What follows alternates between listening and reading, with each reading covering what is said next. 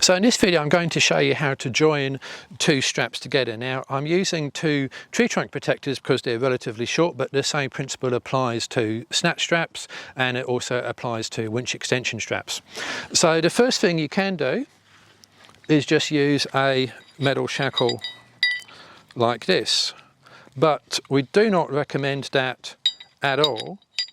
And the reason is not because you're going to damage the metal shackle, but because should either one of these straps break or anything else break in the chain, then this becomes a very, very dangerous projectile. So there's no reason to join two straps with a metal shackle. It's definitely not what you want to be doing.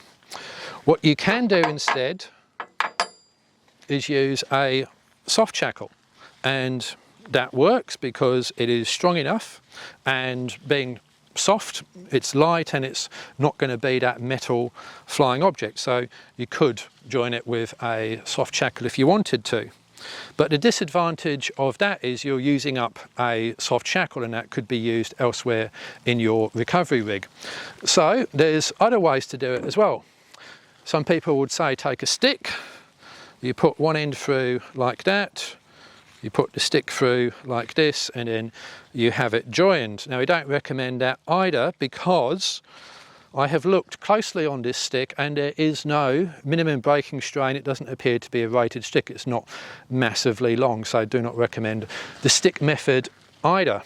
And there's actually another incorrect way to join straps, and that's to do a single loop. So you push that through there like that, and then that comes through the other side like so, and then you've kind of got this sort of knot like that. The problem with this approach is that this thicker part of the webbing here isn't really designed to bend in the way that it's being bent round here, so I don't recommend that either, and that also potentially has a risk of binding up. So yeah, wouldn't advise this method either. Now what we do recommend is this: you pick up both ends of both straps like so, and you hold them like this, and then you take one end, and we're going to put the green end through here like that, and the other end we're going to put the sort of yellowy end through like so. Then what we do is we just pull it out like that, and always a noisy motorbike when you don't want one. And then we've got the two straps joined, as you can see, which is strong and it doesn't overstress the straps. However, there is a problem, because if I put any significant load on that would bind up so much I'd be unable to get them done. Now in the worst case you could do that, you'd simply just have a longer strap. But to avoid that happening, we can take the stick and we can put it back in there, and we can stop things binding up. But better than a stick, we can actually just use a magazine. And I have one here which I have used already, and it's just bound up with tape, so that goes in there like that, and then that is your two joined straps. Nice and safe, doesn't use up a shackle, soft or metal, and doesn't overstress the straps.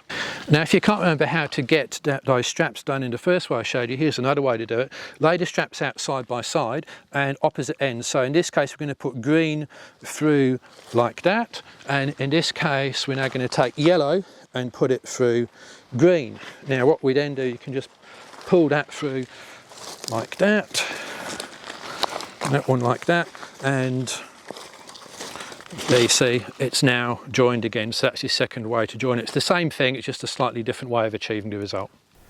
Now there's a third way, and perhaps the easiest way to join two straps, which is what I'm demonstrating here. It doesn't matter which of the methods you use, as long as you end up with the same result, which is what I've got here, and then you put something through, preferably that magazine, in order to stop those two straps irrecoverably binding up, and in that way you've got them joined safely and you're not using up a shackle. Now between the straps you can use a stick or something. I prefer to use a magazine because I think it's safer, and I just keep one in my kit that I've already bound up with tape.